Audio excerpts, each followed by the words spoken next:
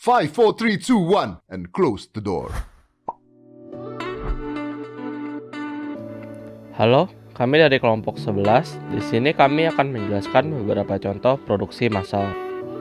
Nah, sebelum masuk ke dalam videonya, di sini saya akan menjelaskan apa itu produksi massal. Produksi massal sendiri adalah sebuah kegiatan yang dilakukan secara berulang dalam membuat suatu produk dalam jumlah yang banyak. Mari kita lanjut ke videonya. Nah, yang pertama ada produksi massal berupa VGA.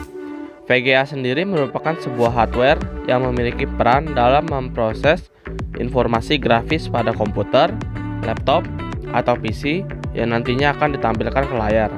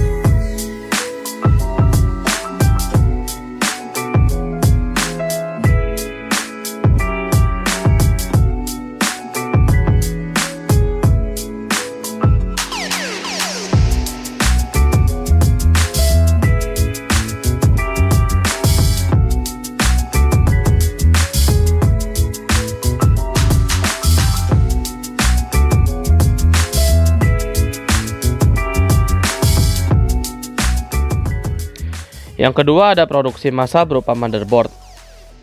Gigabyte's Nanping factory, about 45 minutes west of Taipei, is the only motherboard factory left in Taiwan.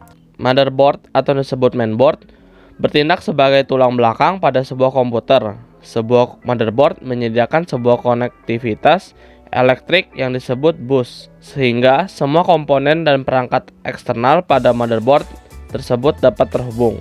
1,200 employees work here, installing, assembling, checking and packaging motherboards before they're sent out to stores.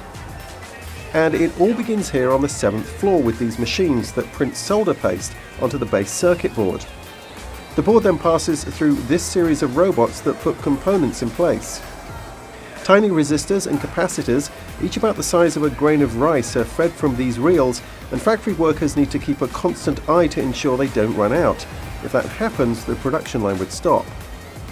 Next is a run through an oven that melts the solder so the components become attached to the board. This machine behind me is doing optical checking of the boards. It takes photographs and compares those against a database to make sure that every component is where it should be. Gigabyte has 10 of these production lines, and they all end up with a final check by eye before the board is off to the 5th floor. And on the 5th floor, boards begin with another robot, but robots can only do so much. This is where a lot of the manual work begins. On this line behind me, circuit boards are continuously moving along, and these people are checking the boards and attaching individual components.